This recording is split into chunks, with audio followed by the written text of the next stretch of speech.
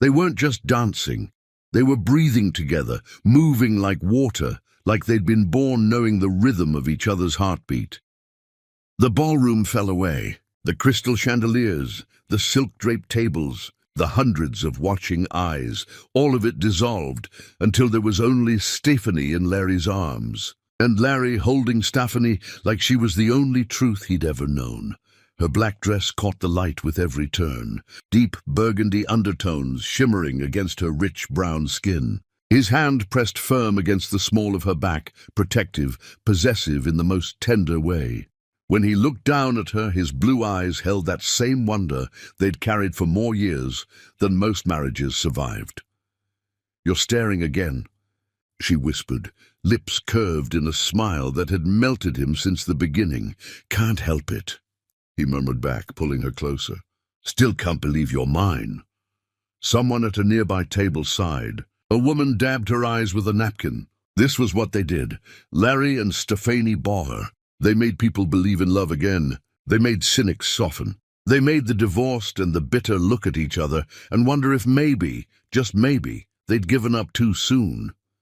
The city knew them, not because of money, though Larry had built something considerable. Not because of status, though they moved in circles where power was currency. No, the city knew them because in a world that had tried to tell them they shouldn't work, they had become legendary.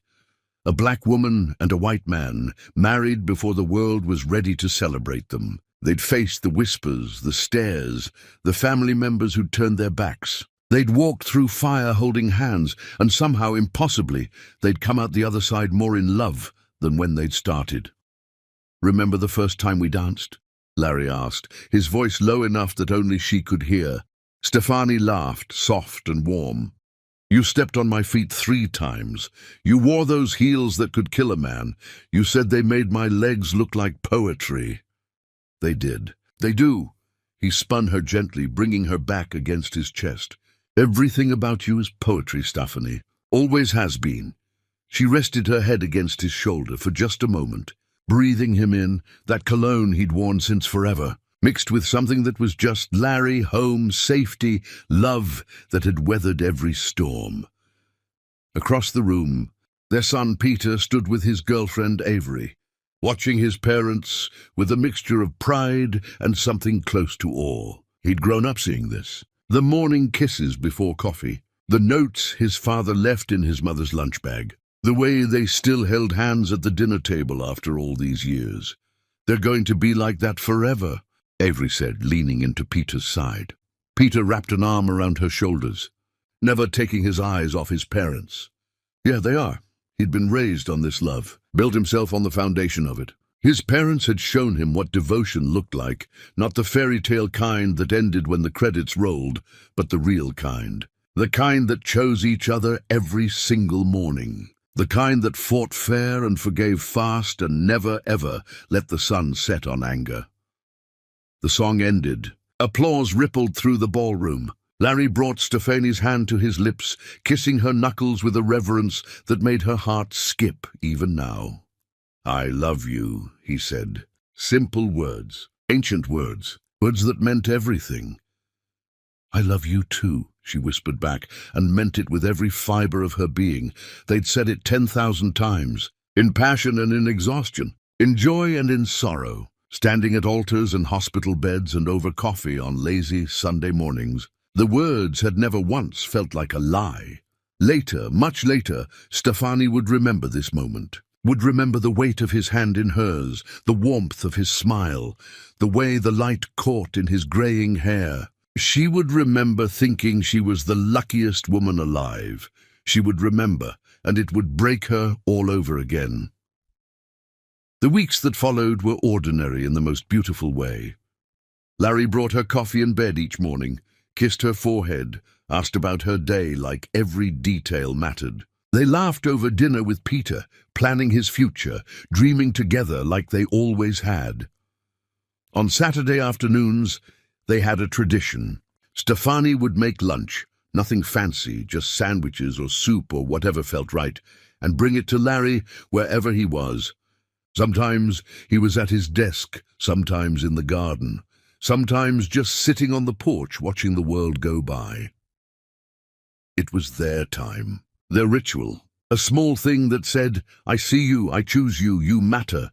This particular Saturday the sun was warm and generous. Stefani hummed as she wrapped the sandwiches, tucked them into a basket with fruit and the cookies Larry loved. She changed into a soft yellow dress that made her feel pretty, a dabbed perfume on her wrists, the jasmine scent he'd bought her for their last anniversary. She felt light, happy, grateful for this life they'd built together. The house was quiet when she walked through it. Peter was out with Avery. The housekeeper had the weekend off. It was just them, just like it had been in the beginning, when they were young and broke and deliriously in love in that tiny apartment that barely had room for a bed. She pushed open the door to Larry's private study. The smile already on her face, the words already forming. "I brought you something, baby." But he wasn't there. The room was empty. His chair sat vacant, leather worn smooth from years of him sitting there, thinking, working, being. Papers were scattered across his desk, nothing unusual. A coffee cup sat cold and forgotten, and on his chair, draped like it had been carelessly tossed and left behind, was a silk scarf. Stefani's steps slowed. She moved closer, the basket suddenly heavy in her hands.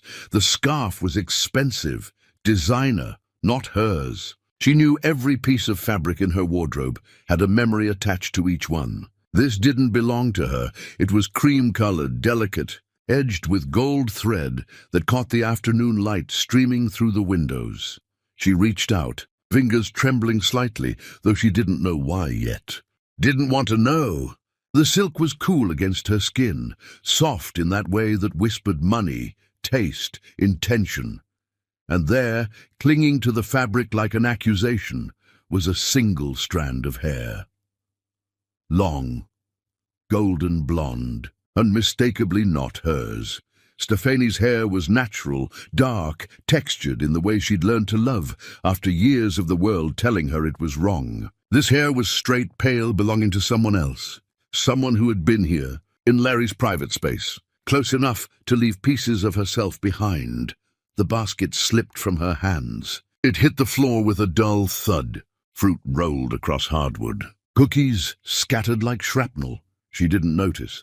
Her fingers closed around the scarf, bringing it to her face. The perfume hit her like a physical blow. Expensive, floral, cloying. Not jasmine, not hers. Never hers. The room tilted, the walls pressed in. The air turned thick and suffocating. 25 years. 25 years of mornings and midnights, of building a life brick by brick, kiss by kiss, promise by promise. 25 years of believing she knew this man, of trusting him with everything, her body, her heart, her future, her son. 25 years, and it took a single strand of hair to make her realize she'd been living in a beautiful, terrible lie. Her knees wanted to give out, her lungs wanted to scream. Every instinct demanded she storm through the house, find Larry, throw the scarf in his face, demand answers, burn everything down.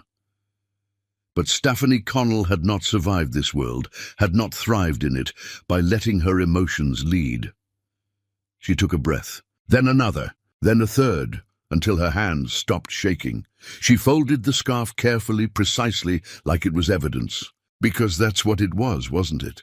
Evidence. She picked up the fruit, the cookies, the basket, put everything back in order like nothing had happened, like her world hadn't just cracked down the middle. She walked out of Larry's study on steady legs, closed the door behind her with a soft click. In the hallway she paused, looked at the photographs lining the walls, their wedding day, Peter as a baby, vacations and holidays, and captured moments of joy, all those smiles, all those touches, all those promises. Had any of it been real, or had she been a fool from the very beginning? She walked to their bedroom, sat on the edge of the bed they'd shared for a quarter of a century. The scarf was still in her hands, the blonde hair still visible, still mocking. One strand of hair. That's all it took to destroy a kingdom. Stefani looked at herself in the mirror across the room, saw a woman who'd believed in love, who'd fought for it, who'd built everything on the foundation of it, She looked at that woman for a long, long moment. Then she smiled. Not with joy, not with humor, with something darker, something colder, something that understood that if Larry Bohr had declared war on their marriage, on their life, on everything they'd built, then Stefanie Connell would not just fight back. She would win. And when she did, he would understand that betraying a black woman who'd spent her entire life proving she was worthy of love was not a mistake you walked away from. It was a mistake that cost you everything. Chapter 2, The Mask of Grace. Stefanie didn't sleep that night. She lay beside Larry in the darkness, listening to him breathe, feeling the warmth of his body next to hers, and wondered how many other nights he'd come home carrying someone else's scent. How many times he'd kissed her with lies still fresh on his lips. He stirred around dawn, reaching for her the way he always did. His hand found her waist, pulling her close, and she let him nuzzle into her neck. Let him whisper good morning against her skin. "Love you," he murmured, half asleep. Words slurred with comfort and habit. "Love you too," she whispered back. And the lie tasted like poison, but she smiled. She always smiled. When he left for the day, kissing her at the door like he had 1,000 mornings before, Stefanie stood at the window and watched his car disappear down the tree-lined street. Then she walked back to their bedroom, opened her closet, and pulled out the cream-colored scarf from where she'd hidden it behind her winter coats. She laid it on the bed, stared at it. That single blonde hair caught the morning light, glinting like a tiny golden blade. She picked up her phone, took a photograph, clear, detailed, undeniable. Then she folded the scarf back up and returned it to its hiding place. Evidence. She would need evidence. The perfume on the scarf was her next target. She'd recognized the weight of it, the complexity, expensive, exclusive, not something you bought at a department store. She got dressed, pulled her hair back, put on sunglasses that hid the shadows under her eyes. The boutique downtown was all glass and marble, the kind of place where salespeople sized you up before deciding whether to approach. Stefanie walked in wearing confidence like armor, and they came running. "Can I help you find something?" The woman was young, eager, dripping in designer labels. Stefanie pulled out her phone, showed the picture she'd taken of the scarf. "My husband bought me this scarf, and I loved the perfume that came with it, but I can't remember which one it was. Do you recognize the scent profile? Very floral, expensive, something with jasmine and rose, maybe." The woman studied the photo, then smiled. "Oh, that's definitely Lumiere Eternelle. We carry it, but it's quite exclusive. Would you like to try it?" "Please." She sprayed it on a test strip, handed it to Stefanie. The scent hit her immediately, the same cloying floral assault from the scarf. Her stomach turned, but she kept her expression pleasant. "That's the one. Thank you so much. Would you like a bottle? It's quite lovely. Not today, but I appreciate your help." She left the boutique with the name of the perfume and a sick feeling in her chest. Lumiere Eternelle, eternal light. How poetic for the woman trying to steal her husband. Back home, she sat at the kitchen table with her laptop, searched the perfume. The results confirmed what she'd suspected. Expensive, exclusive, sold only in select boutiques. The kind of thing a man bought for a woman he wanted to impress. The kind of thing Larry had never bought for her. Her fingers hovered over the keyboard. She could keep searching. Could try to find out who this woman was. But something in her chest, pride maybe, or pain, made her stop. She didn't need to know the woman's name. Not yet. What she needed was to understand the scope of Larry's betrayal. How long, how deep, how much of their life together had been theater. The front door opened. Stefanie closed her laptop, smoothed her expression into something soft and welcoming. "Mom!" Peter walked in, backpack slung over one shoulder, looking tired from whatever he'd been doing all day. Her son, her beautiful, brilliant boy, who looked so much like his father it sometimes hurt. "Hey, baby, you hungry? I can make you something." He dropped the backpack, came over, kissed the top of her head. "I'm good." "Where's Dad?" "Working late." The lie came so easily now. She didn't even know if it was a lie. Maybe he was working. Maybe he was with her, the blonde woman who wore expensive perfume and left pieces of herself in Larry's private spaces. Peter sat down across from her, and something in her face must have shown because his expression shifted. "Mom, you okay?" She looked at her son, her boy, who'd grown into a man who protected the people he loved, who believed in loyalty and honor because that's what they'd taught him, who trusted his father completely because why wouldn't he? The truth sat on her tongue, heavy and sharp. She could tell him right now, could show him the scarf, the hair, the evidence of his father's betrayal, could watch her son's world shatter the way hers had, or she could wait, could be strategic, could make sure that when Peter learned the truth, it would be on her terms, in a way that wouldn't destroy him completely. "I'm fine, sweetheart. Just tired." He studied her for a long moment, those blue eyes, Larry's eyes, seeing more than she wanted him to. "You sure?" "I'm sure." But he didn't leave. He sat there, watching her, and she could feel him trying to read between the lines of her expression. "Peter," she said quietly, "if you found out someone you loved had lied to you, betrayed you, would you confront them right away? Or would you wait until you understood the full picture?" His brow furrowed. "Is this about Dad?" Her heart stopped. "What?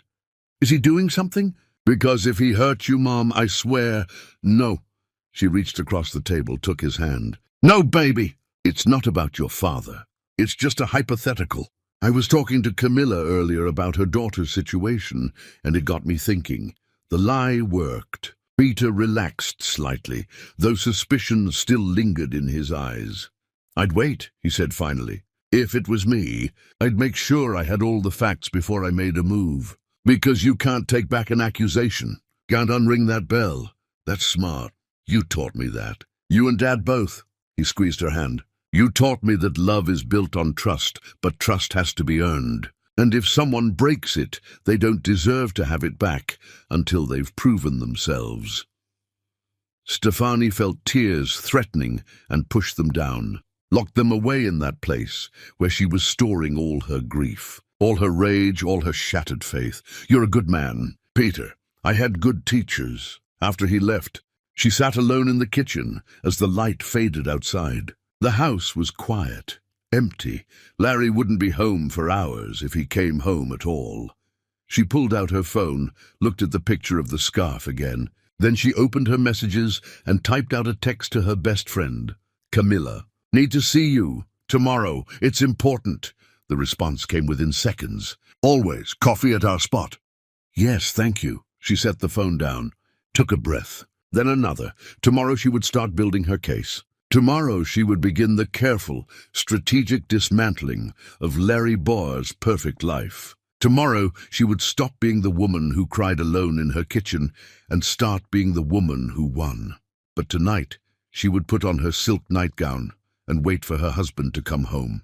She would smile when he kissed her, would curl into his arms when he pulled her close, would let him believe everything was fine, because that was the game now. That was the mask she would wear until the moment came to tear it off. And when that moment came, Larry would realize he'd been sleeping next to a queen who was 10 moves ahead of him the entire time. The door opened around midnight. Larry came in quietly, trying not to wake her. But Stefani was awake, had been awake, would probably be awake for weeks. She heard him undress, heard the shower running, heard him brush his teeth, go through all the rituals of a man with nothing to hide. When he climbed into bed, she stirred as if he'd woken her. "Hey," she whispered. "You're home." "Sorry, baby. Didn't mean to wake you." He kissed her temple, settled against her. "Long day. I missed you." "Missed you too." And there it was. The ease of his lie, the comfort of his deception. He held her like she was precious, kissed her like she was loved. And somewhere else in this city, a blonde woman was probably falling asleep thinking about him too. Stefani closed her eyes and held her husband close. Tomorrow, the war would begin.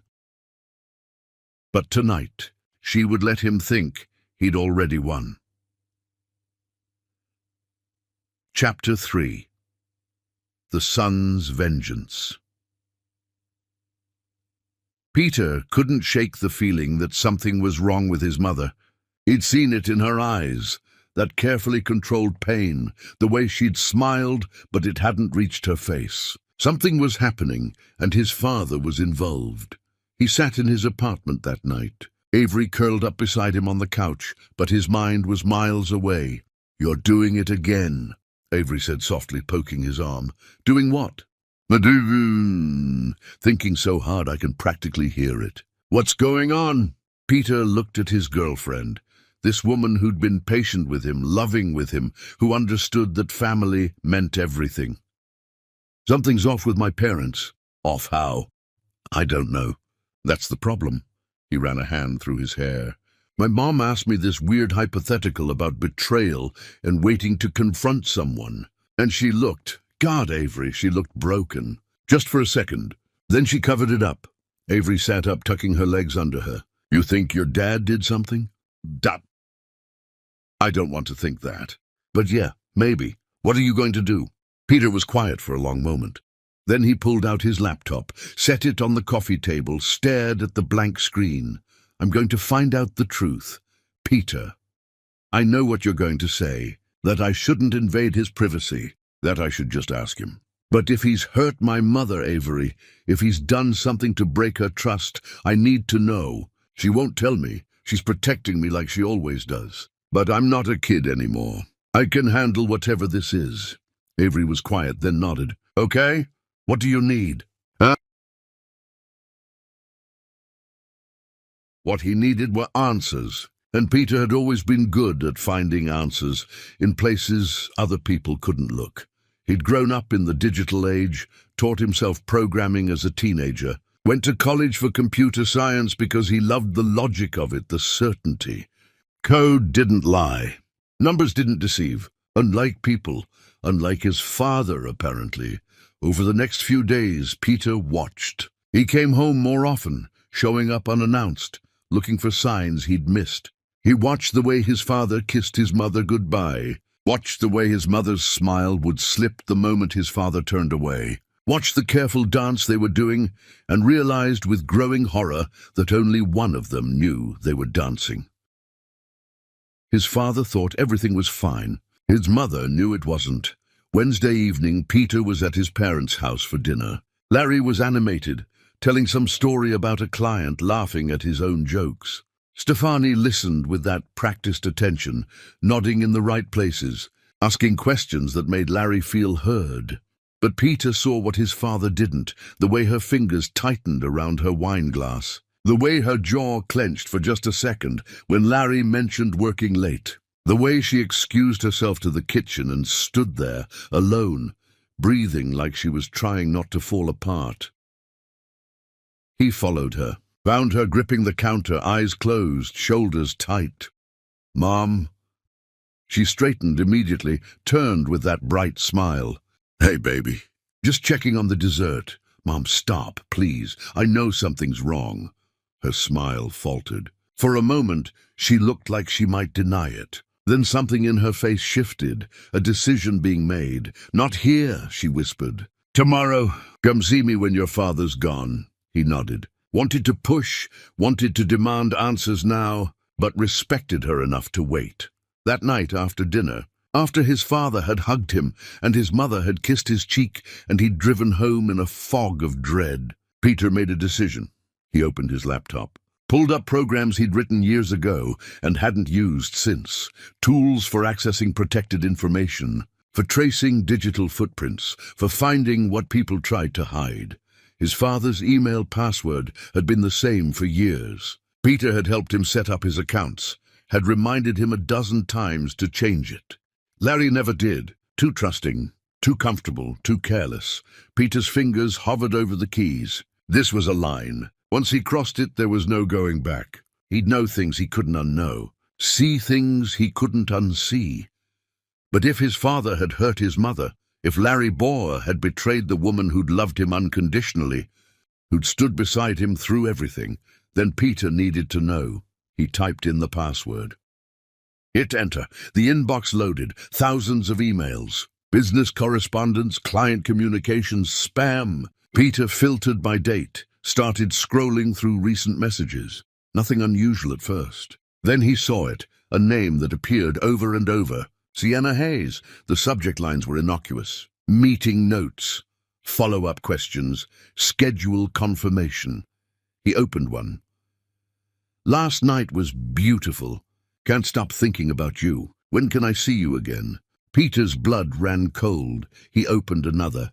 I bought you something. Wore it this morning and thought of you. Can't wait to give it to you properly. Another. I know this is complicated, but I don't care. I love you. Tell me you feel the same. Peter pushed back from the desk, feeling sick. His hands were shaking. His vision blurred. No, this wasn't real. His father couldn't, but the emails kept coming. Months of them. Intimate messages. Plans to meet. Declarations of affection that should have been for his mother. Only his mother, always his mother. He opened another email, this one with an attachment. A photo. He clicked it before his brain could stop him. His father and a blonde woman sitting close in what looked like an expensive restaurant. Larry's hand on her knee. Both of them smiling like they shared a secret. Like they were the only two people in the world who mattered. Peter's stomach lurched. He barely made it to the bathroom before he was sick. When he came back, Avery was standing in the doorway of his office, her face pale. She'd seen the screen, seen the evidence of what his father had become. How long have you been standing there? His voice came out hoarse. Long enough. She crossed to him, but he pulled away. Couldn't bear to be touched right now. Couldn't bear anything. My whole life was built on their love, he said, staring at the computer screen. Every choice I made, every value I have, it all came from watching them, from believing that what they had was real, was permanent, was worth aspiring to. Peter, he taught me to be loyal, to be honest, to treat women with respect.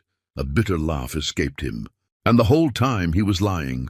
To Mom, to me, to everyone. He sat back down, started scrolling again with mechanical precision. If he was going to destroy his own faith in his father, he might as well do it thoroughly. More emails, more evidence. Some were practical. Thursday at 3? Same place. Others were worse. Declarations of feelings that should have belonged to his mother alone. Promises about a future together. Plans for when things were less complicated. He was going to leave her, Peter whispered. Look at this one. He's talking about telling Mom, about starting over with Sienna. Avery read over his shoulder. That's from 2 months ago. He didn't do it. He didn't tell her. Just kept playing the perfect husband while planning his escape. Peter's hands curled into fists. She had no idea. She was still bringing him lunch, still smiling at him, still believing in their marriage. He thought about his mother's face at dinner, the careful control, the pain she'd been hiding. How long had she known? How long had she been carrying this alone? I need to find everything, he said. Every email, every receipt, every piece of evidence. Mom's going to need it all. Avery came into the room, took one look at his face, and rushed over. Baby, what is it? He couldn't speak, just turned the laptop so she could see. She read silently, her expression hardening. Oh, Peter, how long? His voice came out broken. How long has he been lying to us? They went through the emails together, found confirmations for hotel rooms, receipts for jewelry, flowers, dinners at expensive restaurants. A pattern that stretched back further than Peter wanted to accept.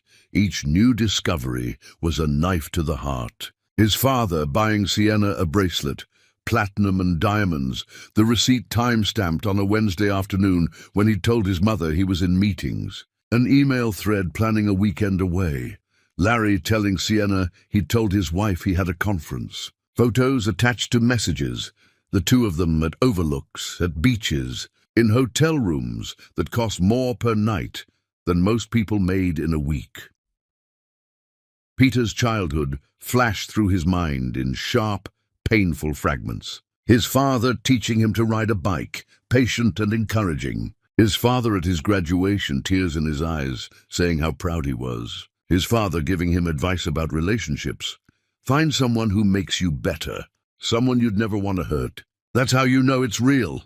All of it contaminated now, all of it revealed as words from a man who didn't live by his own principles. There's more, Avery said quietly, pointing at a folder labeled Travel. Peter opened it. Found itineraries for trips his father had taken for work. Except the hotel reservations were for 2 people. The restaurant bookings were for romantic dinners. One email confirmed a couple's massage at a luxury spa. This one's from when Mom thought he was at that conference in Seattle, Peter said, his voice hollow. She was home alone, missing him, and he couldn't finish. Didn't need to. The sun rose while they worked, light creeping through the windows as Peter methodically documented his father's double life. He created spreadsheets, organized emails by date and content, downloaded attachments, built a timeline that showed not just an affair, but a systematic pattern of deception. By the time he finished, he had everything. Every lie, every betrayal, every moment when Larry Bauer had chosen someone else over the family he'd promised to cherish. His father had been living a double life. And his mother, God, his mother had figured it out somehow and had been carrying this alone.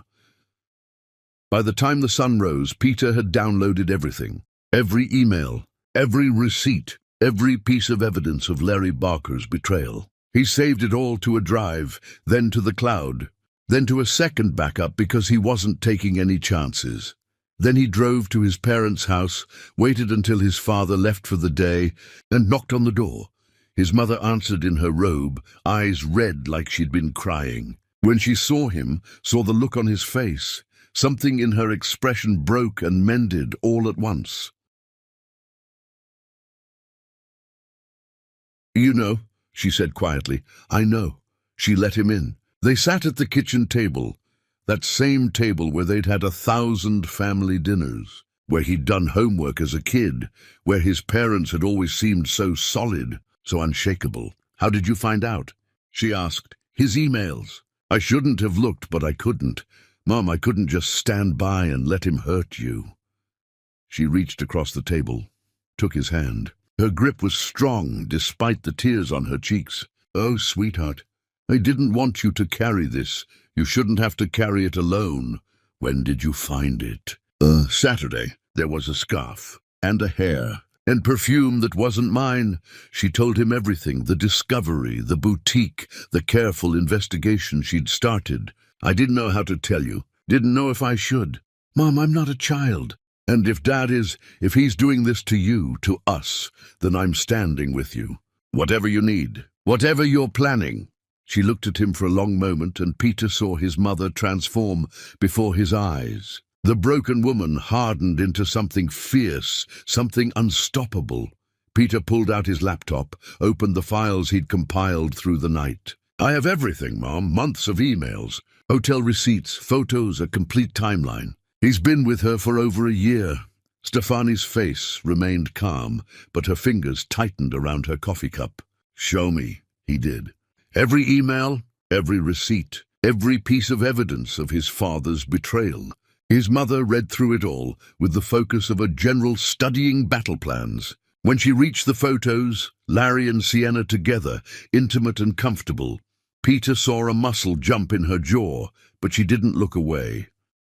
"Her name is Sienna Hayes," Peter said. "She's a consultant for his firm. Started working there about the same time this began." "Of course she did." Stefani's voice was flat. "He hired her. Probably created the position just to keep her close."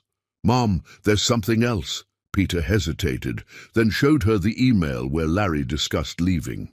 "He was planning to tell you, to end the marriage, but he never did. Just kept stringing you both along." "Coward," Stefani whispered. Then louder, stronger, "He's a coward." Wanted his perfect wife at home and his exciting mistress on the side, and thought he could have both forever. "What I'm planning," she said slowly, "is to take everything from him, not out of spite, not out of revenge, but because he's proven he doesn't deserve what we built together. And I need to know you're ready for that. Because it's going to get ugly, Peter. It's going to hurt." "Good," Peter said, and meant it. "Show me what you need." Together they spread out everything, his evidence and hers, the scarf, the emails, the receipts, the pattern of lies. There's more we need, Stefani said, her voice steady now, strategic. I need to know about their relationship, where they've been, when they meet, everything. I can get that. Give me a few days. And Peter? Not a word to your father. Not a hint that we know. We smile. We play along. We let him think he's gotten away with it. Until... His mother smiled, and it was the most terrifying thing Peter had ever seen. Until I'm ready to burn his world down. Chapter 4. The Business of Betrayal. Stefani had built half of everything Larry claimed as his. That was the truth nobody talked about, the reality that got erased in favor of the story people preferred: successful man, supportive wife, beautiful partnership. But Stefani Connell hadn't been just supportive. She'd been essential. When they'd started out, when Larry was just a man with big dreams and bigger debts, Stefani had worked 3 jobs to keep them afloat. She'd networked with people he couldn't reach, opened doors he couldn't unlock. When his first major client almost walked away, she'd been the one to invite them to dinner, to charm them, to make them see Larry's vision. She'd done it all while pregnant with Peter, while raising their son, while being told again and again that she should just be grateful Larry had married her at all. And then, when the money started coming in, when Larry's name started meaning something, she'd stepped back, not because he'd asked her to, but because the world had made it clear. A successful man didn't need his wife in the boardroom. He needed her at home, looking beautiful, raising their son, being the perfect accessory to his achievements. So she'd stepped back, but she'd never stepped away. She still held the keys, still knew the players, still had relationships that predated Larry's success and would outlast his fall. Now, sitting in an upscale cafe with Gabriel Stone, she was about to use them. Gabriel was older than Larry, silver-haired and distinguished, with the kind of presence that came from decades of boardroom battles. He'd been with them from the beginning, had believed in Larry when others hadn't, and had always treated Stefani with genuine respect. "Stefani," he said warmly, standing as she approached. "It's been too long. How are you?" "I'm well, Gabriel. Thank you for meeting me." They ordered coffee, exchanged pleasantries, danced around the real reason she'd called this meeting. Gabriel was too smart not to know she wanted something, but polite enough to let her get there in her own time. Stefani watched him carefully, remembering the early days when Gabriel had been the only board member willing to take a chance on Larry's vision. He was principled, loyal, but his loyalty was to the company first, to people second. That was what she was counting on. "I wanted to talk to you about something," Stefani said finally, setting down her cup. "Nay." "About the direction of the firm?" Gabriel's expression shifted slightly. "Go on." "Larry's been making decisions lately that concern me. I know I'm not in the daily operations anymore, but I still care deeply about what we built. And I'm worried he's becoming distracted." "Distracted how?" She let the pause linger, let Gabriel's sharp mind fill in the blanks she wasn't saying out loud. "I see." He sat back, studied her carefully. "Are you saying what I think you're saying?" "I'm saying that Larry's focus isn't where it should be, and that concerns me as someone who has a stake in this company's success. It should concern you too." Gabriel was quiet for a long moment, and Stefani could see him processing, connecting dots he'd perhaps noticed but not acknowledged. "I have observed certain irregularities, missed meetings, decisions made hastily without proper consultation. A consultant who seems to have more access than her role warrants." So he'd noticed Sienna. Of course he had. Gabriel noticed everything. "That consultant," Stefani said carefully, "has been quite close to Larry, hasn't she?" Inappropriately close, I'd say. Though I had no proof, just instinct." He looked at Stefani with something like sympathy. "How long have you known?" "Long enough to understand the scope of the problem. Long enough to know that this isn't just personal, it's affecting the company, his judgment, his priorities. What would you have me do?" "Nothing yet. Just watch. Pay attention to where his priorities are. And if you notice what I'm noticing, perhaps we should talk about ensuring the company's stability, regardless of personal circumstances. It was delicate, careful. She wasn't accusing Larry of anything directly, wasn't sharing her evidence, not yet. She was simply planting a seed, letting Gabriel's own observations water it. "You've always been the steady hand," Gabriel said quietly, "even when you weren't in the room. I'd like to be in the room again, if circumstances require it. I'll watch," he promised. "And Stefani, if what you're implying is true, if Larry is making choices that could damage what all of us have built, you'll have my support. You've earned it." She left the cafe feeling lighter, stronger. One piece moved, many more to go. Over the following weeks, Stefani worked quietly, methodically. She called old clients, people who remembered her contributions, who valued her judgment. She didn't badmouth Larry, didn't reveal the affair. She simply reminded them that she existed, that she was available, that if they ever needed anything, her door was open. One lunch meeting stood out particularly. Harrison Webb, a client from the early days, who'd built his own empire and valued loyalty above all else. He'd always credited Stefani with helping him navigate a critical merger years ago when Larry had been too inexperienced to see the pitfalls. "Stefani Connell," Harrison said, embracing her warmly. "I was wondering when you'd come back to us. The firm hasn't been the same without your touch. That's kind of you to say. Not kind, honest. Larry's talented, don't misunderstand me. But you understood people. You saw connections others missed. Some of us have been waiting for you to step back into the light." They talked about the industry, about opportunities, about the future. And when Harrison asked casually if she'd be interested in consulting on some of his projects, Stefani smiled. "I might be starting something new soon, my own venture. If that happens, I'd love to work with you again. You let me know the moment that happens. You'll have my full support." She had lunch with Camilla, her best friend who'd stood by her through everything, and finally told her the truth. Camilla's face cycled through shock, rage, grief. "That son of a Stefani, I'm so sorry. What can I do? Be here. That's all. Just be here when I need you, always. God, I want to kill him. Get in line." But then Camilla leaned forward, her voice dropping. "Remember when we had dinner with them last month? Larry kept checking his phone, kept excusing himself to take calls. I thought he was just being rude, but he was probably texting her. And you sat there smiling, playing the perfect wife while knowing..." Camilla's eyes filled with tears. "How are you this strong?" "I'm not strong. I'm furious. There's a difference." She met with Jasper Cole, the family attorney who'd handled their estate planning, their wills, all the legal scaffolding of their life together. "I need to understand something," she said, sitting in his office with the door closed.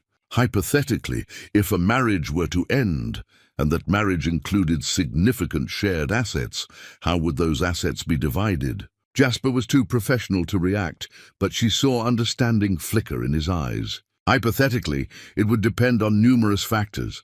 How the assets were acquired, what documentation exists regarding contribution and ownership, whether there were prenuptial agreements. We don't have a prenup.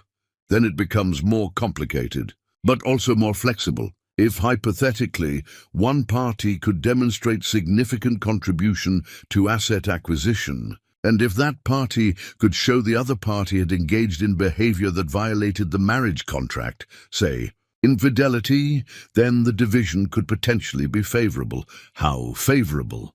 And with the right evidence and strategy? Very. Jasper pulled out a legal pad, began sketching scenarios. You'd want to establish a clear timeline of your contributions to the business. Document everything, initial investments, sweat equity, client relationships you brought in. Then you'd need ironclad proof of the affair. Dates, locations, financial evidence showing company resources being used inappropriately. I have all of that. He looked up, sharp and assessing. Then hypothetically, you're in an excellent position. Better than most. She left his office with paperwork, with plans, with the skeleton of what would become Larry's unraveling. She registered a new company. Connell Enterprises. Her name, her vision, her future. The process was surprisingly simple. She sat in a government office filling out forms, and with each signature she felt herself becoming someone new. Not Larry's wife, not the woman defined by her marriage. Just Stephanie Connell, founder and CEO. She contacted suppliers, the ones who'd known her before Larry became important. The ones who still called her Mrs. Borger with genuine warmth instead of obligatory politeness. She negotiated new contracts. Better terms, exclusive agreements that would shift when she was ready. One supplier in particular, a man named Vincent, who'd been working with them since the beginning, seemed to understand what she was doing without her having to say it explicitly. Mrs. Borger, I've always said you were the brains behind the operation. If you're branching out on your own, you'll have my full support. Better terms than I ever gave Larry, and that's a promise. I appreciate that, Vincent, more than you know. And through it all, she came home every night and smiled at her husband. Asked about his day, listened to his stories, let him hold her. Let him believe she was still his. One evening, Larry came home with theater tickets. That show you wanted to see? Got us seats for next month. Front row. Larry, that's wonderful. She kissed him, genuine pleasure mixing with bitter irony. He was trying to be a good husband while actively betraying her. The cognitive dissonance must be exhausting. You deserve good things, he said, pulling her close. You deserve everything. So do you, she replied, and meant it in ways he couldn't comprehend. He deserved everything that was coming to him, because that was the final piece of her strategy. Larry had to believe everything was normal, had to think she was oblivious, had to get comfortable, careless, confident. Peter helped. Her brilliant son, who'd taken his pain and turned it into purpose. He showed her everything he'd found, not just emails now, but tracking data. GPS coordinates from Larry's phone that showed patterns. Hotels on the other side of town. Restaurants they'd never been to together. Timestamps that revealed the shape of the affair. He takes her to the Meridian Hotel, Peter said, pointing at the screen. Every Thursday afternoon. Has been for months. Stephanie stared at the information, feeling that familiar twist of pain and rage. Thursday afternoons. When he told her he had meetings. When she'd been planning dinners and doing laundry and living her normal life, Larry had been across town with someone else. Can you get footage? But from the hotel? That's harder, but yeah, I can try. Try hard, baby. We need it all. One evening, Larry came home with flowers, roses, her favorite. What's this for? She asked, genuinely surprised. Do I need a reason to bring my beautiful wife flowers? She buried her face in the blooms, inhaled their scent, and wondered if he'd brought sienna flowers too, if she'd gotten roses, or if Larry had chosen something different for her. Something special. They're beautiful. Thank you. He kissed her long and deep, and she kissed him back. Let herself feel the muscle memory of loving him. Let herself remember when his kisses had meant everything. Then she stepped back, smiled, and went to put the flowers in water. In the kitchen, alone, she stared at the roses. They were perfect, blood red, thornless.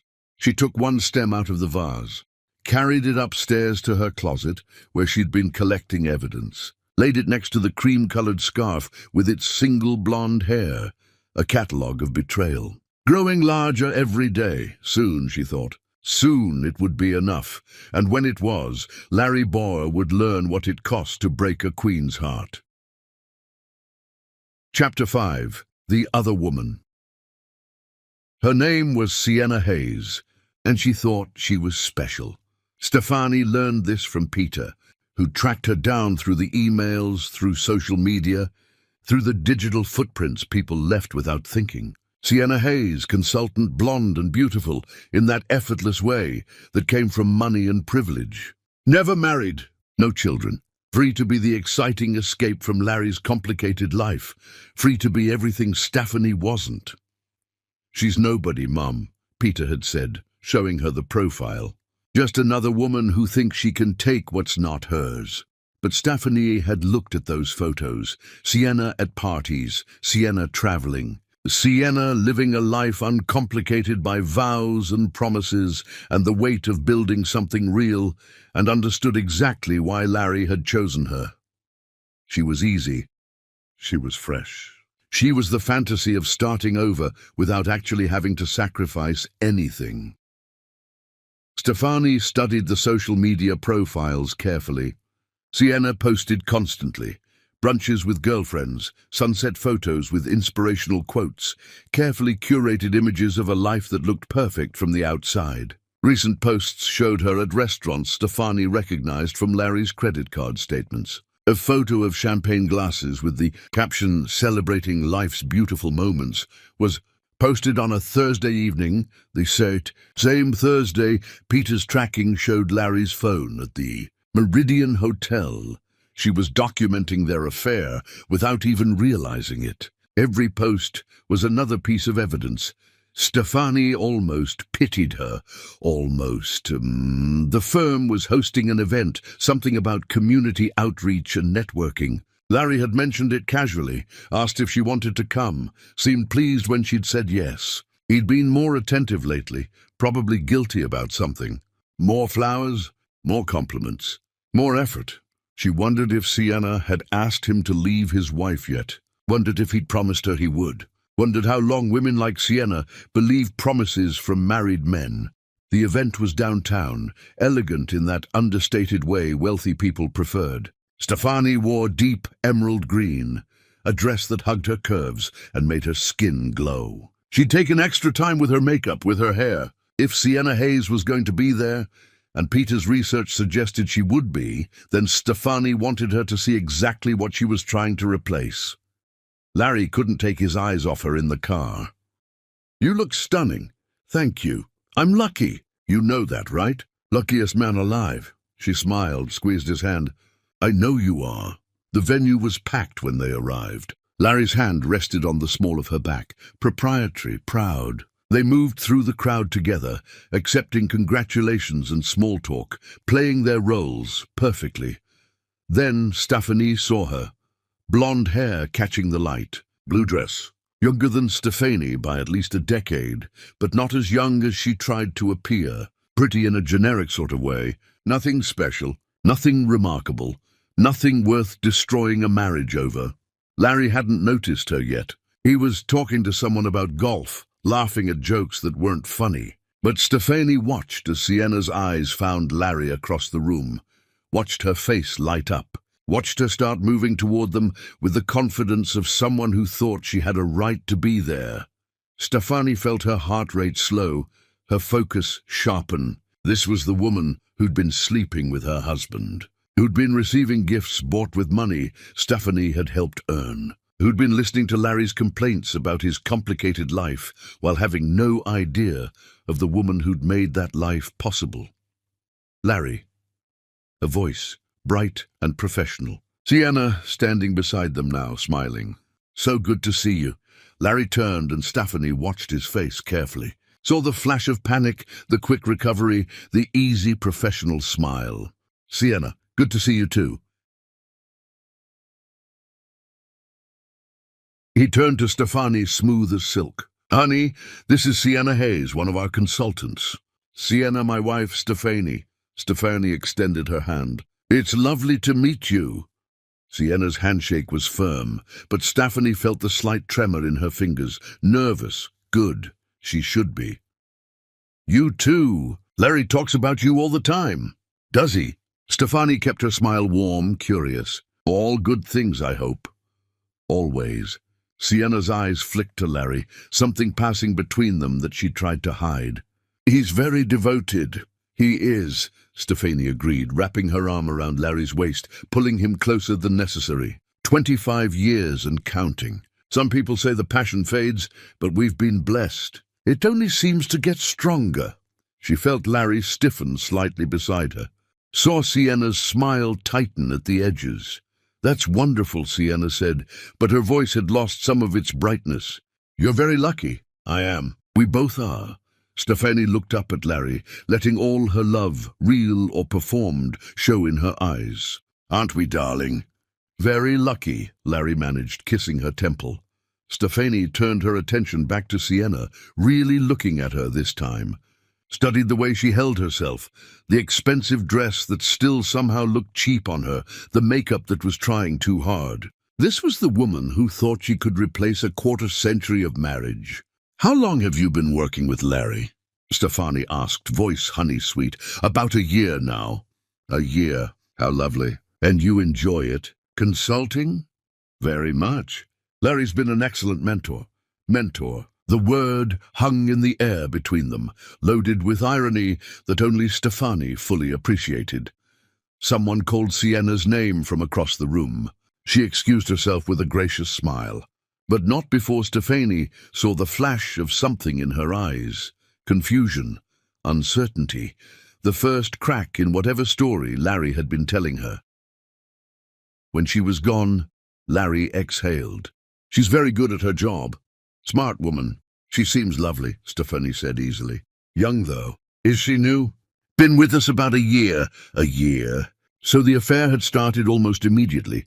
Larry had met Sienna Hayes and decided that everything he had at home, everything they'd built together, wasn't enough.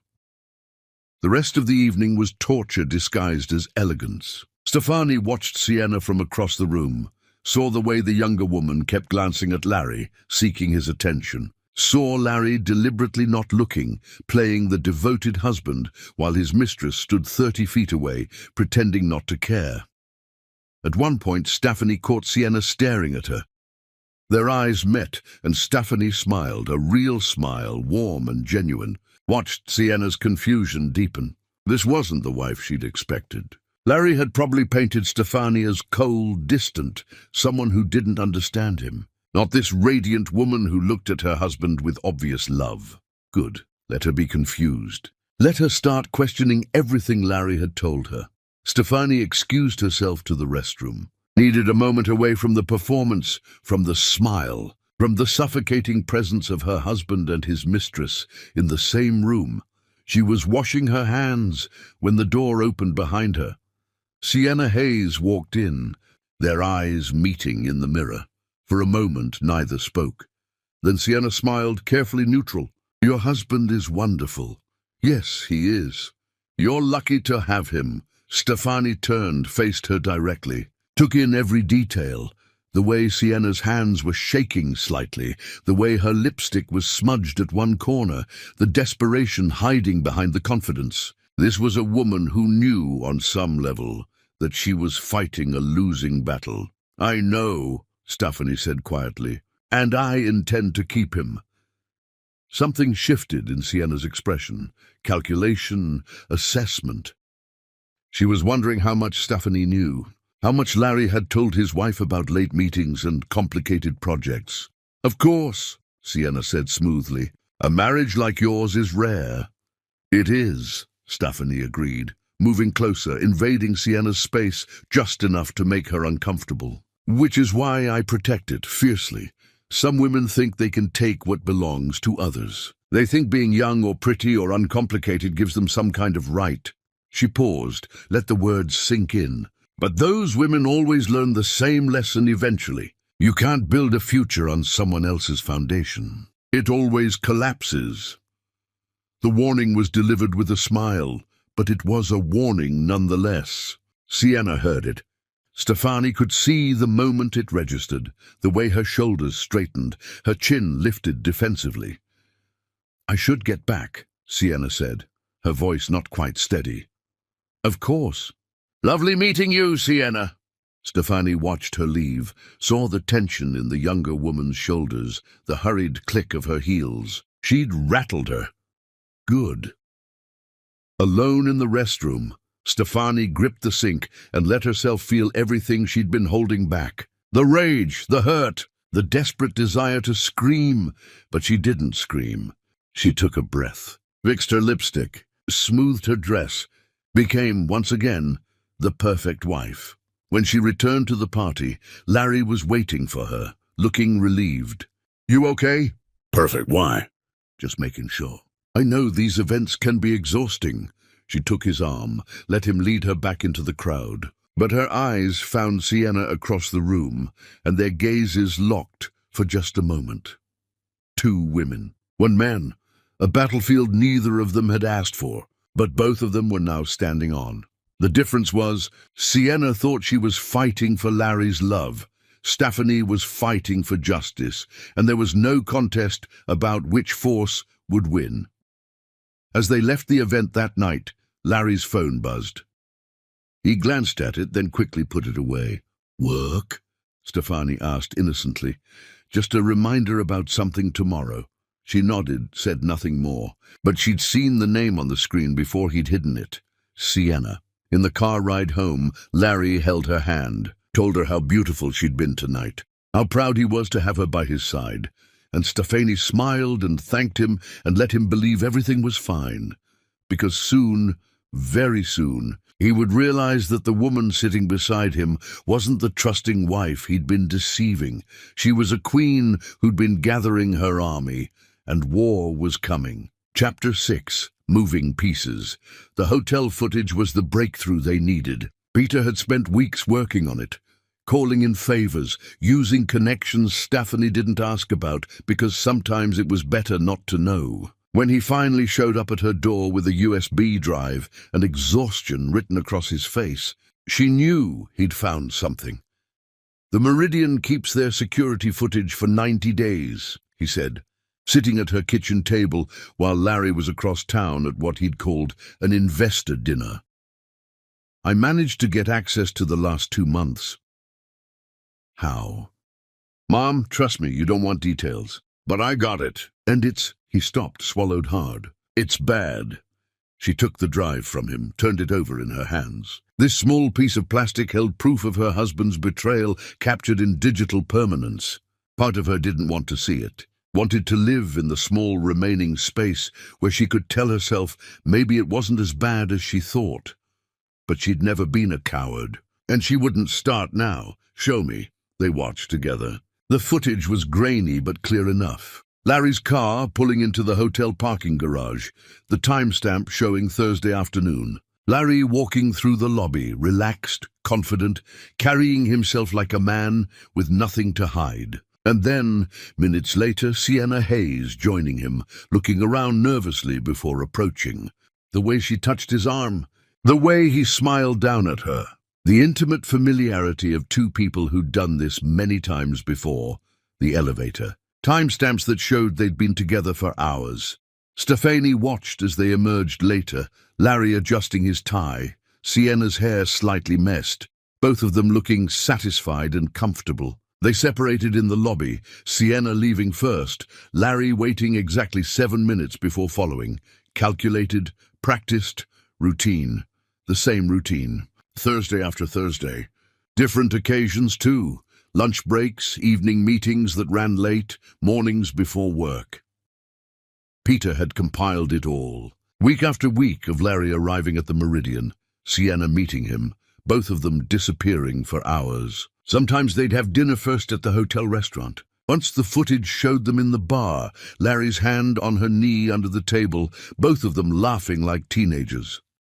Stephanie watched it all with a face like stone. When it was done, she sat back, closed her eyes, and let herself feel the finality of it. This was real, undeniable. Her husband of 25 years, the father of her son, the man who still told her he loved her every single day. He was living a complete double life with precision and practice. "I'm sorry, Mom." "Don't be sorry. This is what we needed." She opened her eyes, looked at her son. "How many instances can you document?" "At least a dozen at this hotel alone. Probably more at other locations. The emails reference places I haven't tracked down yet. Get them all. Every location, every date. I want a timeline that's airtight." Peter nodded but hesitated. "Mom, there's something else. In one of the emails, Dad mentions taking her on a trip. He told you it was a conference in Seattle." "I remember. I stayed home with the flu. He wasn't at a conference. I found the hotel reservation. A suite for 2 people. They spent an entire weekend together while you were sick at home." The pain of that cut deeper than everything else. She'd been ill, vulnerable, and Larry had chosen to be with Sienna instead. Had probably been relieved to have the excuse to leave. Peter nodded. What are you going to do with it? I'm going to make sure that when this comes out, there's no room for doubt. No way for him to explain it away. No possibility of him playing the victim. She stood, paced the kitchen. How much longer until you have everything? 2 weeks. Maybe less if I push. Push, the anniversary is coming. You're really going to do it then? At the party. Stefani turned to face him. Would you prefer I do it privately? Let him save face? Let him control the narrative? No. Peter's voice was hard. No, he doesn't deserve that. But, Mum, everyone we know will be there. Family, friends, colleagues. It's going to be devastating, I know. That's the point, Peter. Your father made a choice to humiliate me, to disrespect our marriage in front of the world while playing the devoted husband. So yes, the world is going to watch when I take back my dignity. Peter stood, walked to his mother, pulled her into a hug. I love you. You know that, right? And I'm with you. Whatever you need. I know, baby. I love you too. After he left, Stephanie sat alone in the house she'd turned into a home. The house where she'd raised her son, celebrated birthdays, hosted dinners, made love to her husband in every room because they'd been that couple. The one everyone envied. She walked through each space, remembering. The living room where they danced on random Tuesday nights just because. The kitchen where Larry had proposed. Not at some fancy restaurant, but right here, with flour in her hair from baking and love in his eyes. Their bedroom where she'd held him through nightmares, where he'd kissed her awake on countless mornings, where they'd whispered plans and dreams and promises. All of it real, all of it true, all of it destroyed by his choice to want more than her. She found herself in Larry's study, the same room where she'd found the scarf. Stood in the doorway looking at his desk, his chair, his private space where he conducted the business of his life, both his legitimate business and his affair. How many times had Sienna been here? Had she sat in that chair? Had Larry kissed her in this room, in the home he shared with his wife? Stefani walked to his desk, opened drawers she'd never invaded before. Found nothing at first, just papers, pens, the ordinary detritus of daily life. Then, in the back of the bottom drawer, she found a small box. Inside was a silver bracelet. Delicate, feminine, clearly expensive. Not something he'd given Stephanie. She checked the receipt tucked in the bottom of the box, purchased 3 weeks ago. Probably meant for Sienna's birthday or some other milestone in their relationship. She put the bracelet back exactly as she'd found it. More evidence, more proof of his betrayal. She found herself in front of the mirror, studying her reflection. She was still beautiful, still strong, still the woman Larry had fallen in love with. But she was also changed, marked by betrayal, hardened by necessity, transformed into something that could do what needed to be done. The anniversary party was her idea. She'd approached Larry with it weeks ago before she'd found the scarf, back when she'd still believed their marriage was everything it seemed. 25 years, she'd said. We should celebrate. Larry had loved the idea. A big party. Everyone we know. Show them what real love looks like. Exactly. She'd started planning immediately. Sent out invitations. Booked the venue. Arranged catering. All with Larry's enthusiastic support. He'd even insisted on paying for everything, saying it was his gift to her, to them, to the marriage he cherished. The irony wasn't lost on her. Larry was funding his own destruction. The guest list read like a who's who of their life. Gabriel Stone and the other board members, clients and colleagues, family from both sides, friends they'd made together, Peter and Avery, everyone who'd watched them build this supposedly perfect marriage. And Sienna Hayes, because Larry had suggested innocently that they should invite some of the firm's key people. Network a little, you know. Mix business with pleasure. Stefani had smiled and added Sienna to the list. Her husband's mistress would be there to watch him fall. She met with the event coordinator, a sharp woman named Ivy Martinez, who'd handled prestigious events for years. I want everything perfect, Stephanie said. But I also need some specific arrangements. Of course. What did you have in mind? Screen, large, professional setup. I'm planning a video presentation, photos from our marriage, that sort of thing. Something emotional. Ivy smiled. That's beautiful. Very romantic. I hope so. And I'll need the technical setup to be airtight. No glitches, no delays. When I'm ready to start the presentation, it needs to work perfectly. I'll make sure of it personally. Stefani also arranged for photographers, professional ones, but also made sure certain journalists she knew would be there. The story would get out. She would make sure of it. But she wanted control over how it broke, how it spread. Camilla came over one afternoon, bringing wine and the fierce loyalty of a friendship that had survived decades. "Are you sure about this?" she asked, sitting across from Stephanie in the garden. "Once you do this, there's no going back." "I don't want to go back. People are going to judge you. They're going to say you should have handled it privately, that you're being cruel." "Let them." Stephanie took a sip of wine. "I've spent my entire life worrying about what people think, about being the perfect wife, about not making waves. Look where it got me. It got you a son you love, a life that had real happiness in it. It did. And then my husband decided that wasn't enough. So now I'm deciding that silence isn't enough. That dignity doesn't mean letting people walk over you. That sometimes the cruelest thing you can do to someone who's hurt you is show everyone exactly who they really are." Camilla raised her glass. "To queens who don't apologize, to queens who take their crowns back." They drank to that. The days ticked down. 2 weeks, 10 days, 1 week. Stefani moved through each day with purpose, checking and double-checking every detail. Peter delivered the complete timeline. Dates, locations, proof that couldn't be disputed. She stored it all carefully, made multiple backups, prepared the presentation that would play at the party. And through it all, she continued to be the perfect wife. She laughed at Larry's jokes, went to dinners and events on his arm, made love to him when he reached for her in the night, because that was part of the performance too. She needed him comfortable, needed him unsuspecting. 3 days before the party, Larry brought home a gift. "For you," he said, handing her a small velvet box. "For our anniversary." Inside was a diamond necklace. Stunning, expensive, exactly her taste. "Larry, it's beautiful. 25 years with the most incredible woman I've ever known. You deserve more than a necklace. You deserve everything." She kissed him, let him clasp it around her neck, looked at herself in the mirror with diamonds at her throat. "I'll wear it to the party," she promised. "You'll be the most beautiful woman there. I hope I make you proud. You always do."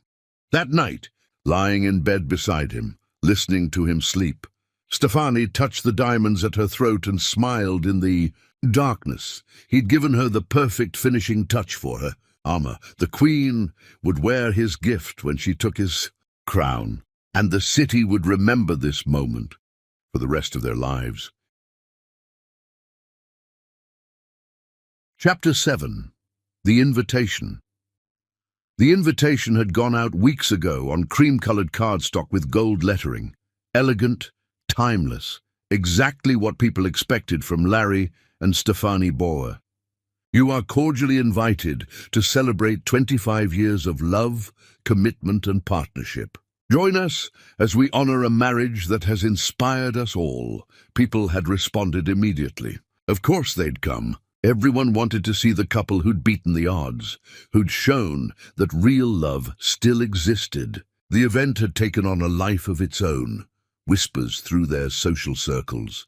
Excitement building, people planning their outfits and preparing toasts. It was going to be the event of the season, and Stephanie was going to make sure it was remembered forever. Stephanie stood in her closet 3 days before the party, staring at the dress she'd chosen. Red, deep, powerful red that would stand out in any crowd. It was fitted, elegant, the kind of dress that commanded attention without begging for it. She'd bought it specifically for this night, for the moment when everything would change. The dress had cost more than she'd normally spend, but she'd paid for it with her own money, from her own account. Everything about this night would be hers, her choice, her power, her moment. She tried it on again, studying herself from every angle.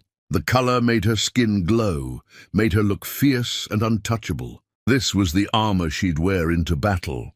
Larry came up behind her, wrapped his arms around her waist. "You're going to be stunning in that." "You think so?" "I know so. Although you could wear anything and outshine everyone there." She leaned back against him, let him hold her. "Are you nervous? About the party?" "Nervous? No, why would I be nervous?" "But, I don't know. Big event. Lots of eyes on us. Pressure to live up to everyone's expectations." Larry laughed, completely oblivious. "We've been living up to expectations for 25 years. This is just a celebration of what we've already done." He kissed her neck. "Besides, when I look at you, I'm reminded why I'm the luckiest man alive. Nothing to be nervous about when you're standing beside me." The words should have warmed her. Once they would have. But now they felt like coins on a dead man's eyes, payment for passage to somewhere he didn't realize he was going. "I love you," she said, because the performance required it. "I love you too. Always have, always will." She wondered if he believed his own lies, wondered if he thought about Sienna while holding his wife, wondered if he felt any guilt at all, or if he'd compartmentalized so completely that he could genuinely believe both relationships were real. The morning of the party arrived with brilliant sunshine, like the universe was mocking her with its cheerfulness. Stefani woke early, leaving Larry still sleeping, and went through her final preparations. She called Peter. "You have everything?" "Everything. Mom, are you sure?" "I'm sure." "Okay, I'll be there early to help with the technical setup. Avery's coming too." "We're with you." "Thank you, baby. I know this isn't easy for you. He made it not easy. I'm just finishing what he started." She met with Ivy at the venue mid-morning. The space was transformed, flowers everywhere, white roses and orchids creating an atmosphere of elegant romance. Tables arranged perfectly, each one set with crystal and fine china. Lighting that would make everything look like a fairy tale. The screen was positioned exactly where she'd requested, large enough that everyone would see clearly, impossible to miss. "The technical crew will be here this afternoon," Ivy confirmed. "Everything's on schedule. The presentation is loaded and tested. Audio is perfect. When you're ready to start, just give me the signal and we'll bring the lights down." "Perfect. And the photographers?" "Confirmed. They'll be discreet until you signal otherwise. After that, they'll document everything." Stefani nodded, walked through the space, imagining how it would unfold. Guests arriving, impressed by the elegance, touched by the romance of it all. Cocktails and conversation, everyone relaxed and happy. Dinner perfectly executed. Toasts to the happy couple, celebrating their legendary love. And then her moment. The moment that would end one life and begin another. She stood at the podium where she'd make her speech, looked out at the empty room, and practiced her opening lines one more time. Her voice needed to be steady. Her delivery needed to be perfect. This wasn't just about exposing Larry. It was about reclaiming her narrative, her dignity, her power.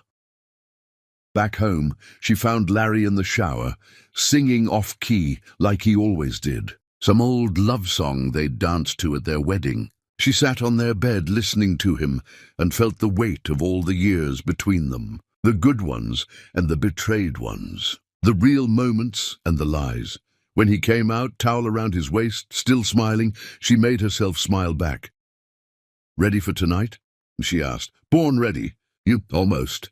Just need to finalize my speech." "Your speech?" Larry looked surprised. "I thought I was doing the toast." "You are, but I wanted to say something too. About us, about our journey, about what love really means." She stood, walked to him, placed a hand on his chest where she could feel his heartbeat. "You don't mind, do you?" "Of course not. I love hearing you talk about us." "Good, because I have a lot to say." Larry kissed her forehead. "I can't wait to hear it. I'm sure it'll be beautiful. Everything you do is beautiful."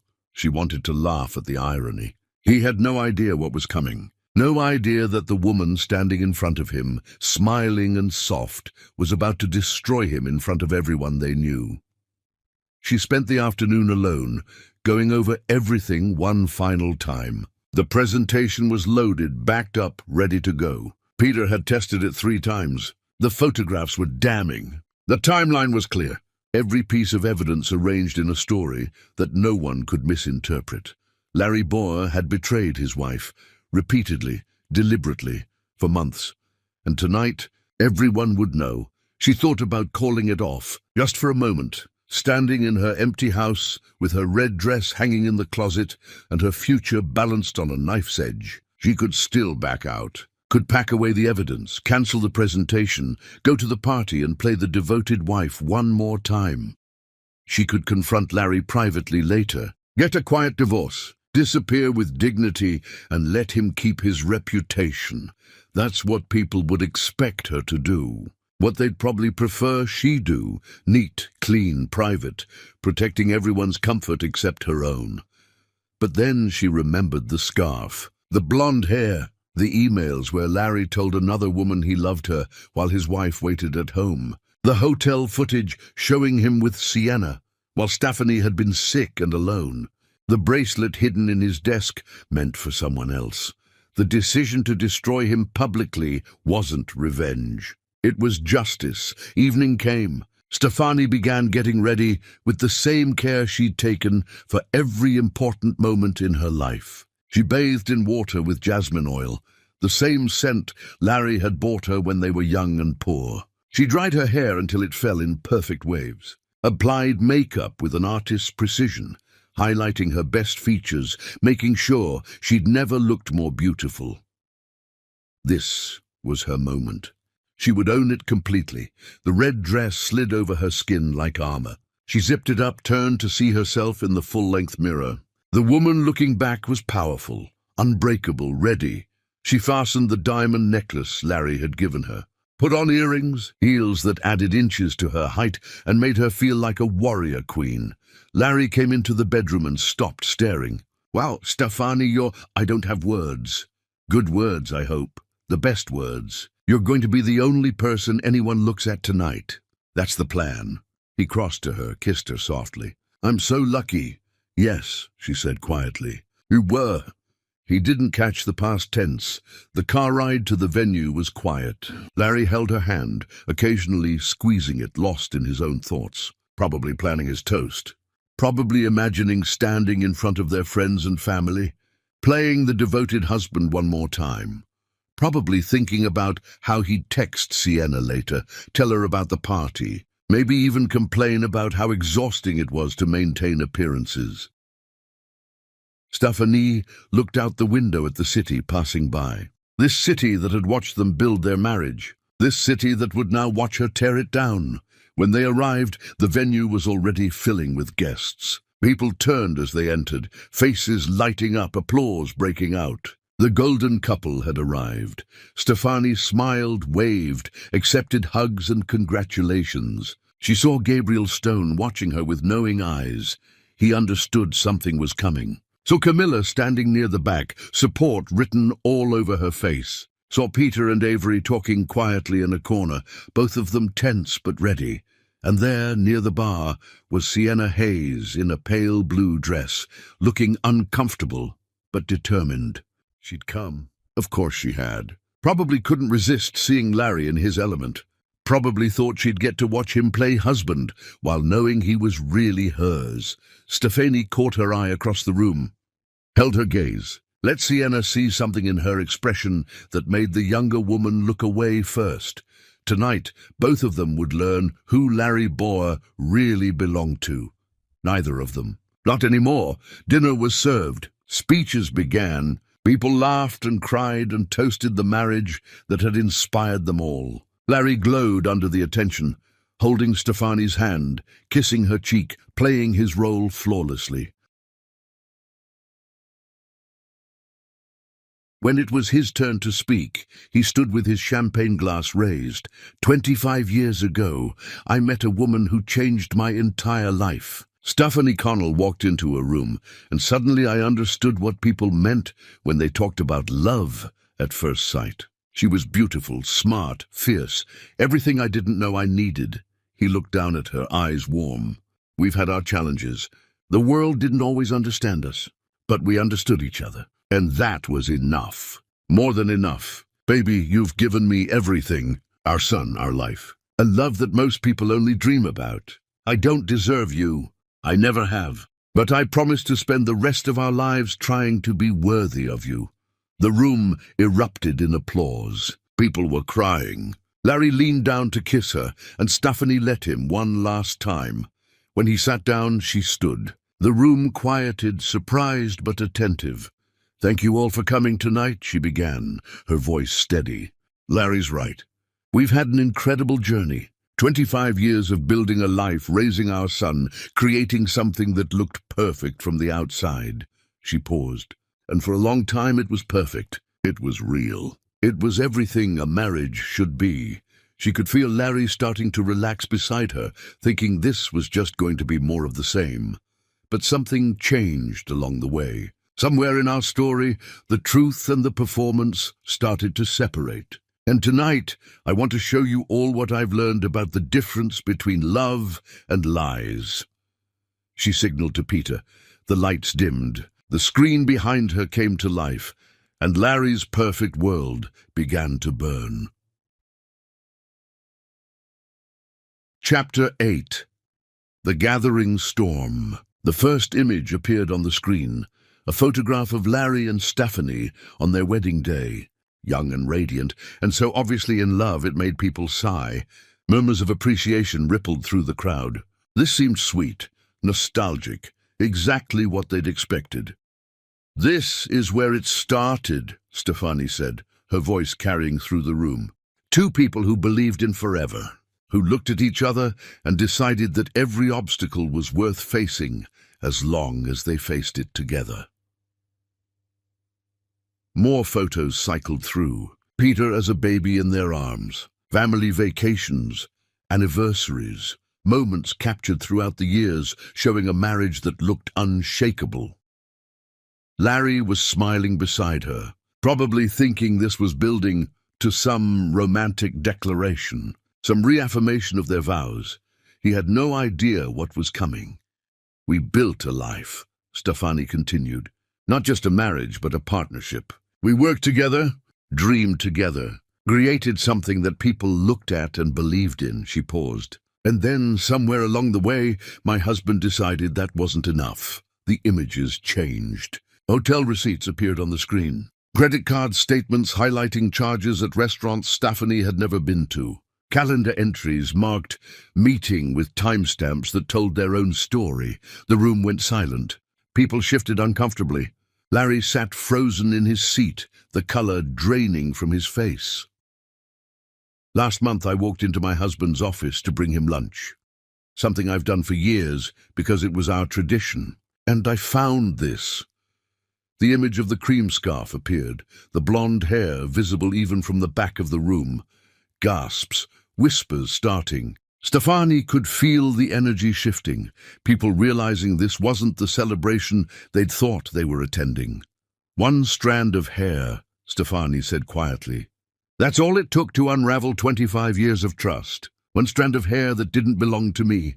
"Stephanie," Larry stood, reaching for her, his voice cracking. "Please, let's not." "Sit down, Larry." The command in her voice was absolute. Larry sat. The presentation continued. Email exchanges between Larry and Sienna appeared on screen, not explicit. Stephanie had some mercy, but clear enough. "Can't wait to see you again. Last night was beautiful. I can't stop thinking about you."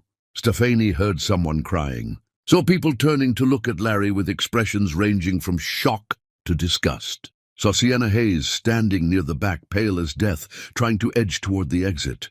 "Don't leave, Sienna," Stephanie called out. "You're part of this story too. Come on up. Let everyone see you." Sienna froze, shook her head, looked desperately at Larry like he could save her. But Larry wasn't saving anyone. Larry was drowning. "Sienna Hayes," Stephanie announced to the room. "Consultant, mistress, the woman my husband has been seeing for the past year while telling me he loved me, while kissing me goodnight, while planning this anniversary party where he stood up and told all of you how much he treasured our marriage." The video footage played next. Hotel security cameras showing Larry and Sienna meeting. Timestamps proving the frequency, the pattern impossible to deny. Someone in the crowd yelled at Larry. Stefani couldn't hear what they said over the rising chaos, but the disgust was clear. "Mom!" Peter was suddenly beside her, his hand on her arm, not stopping her, just being there, support and solidarity.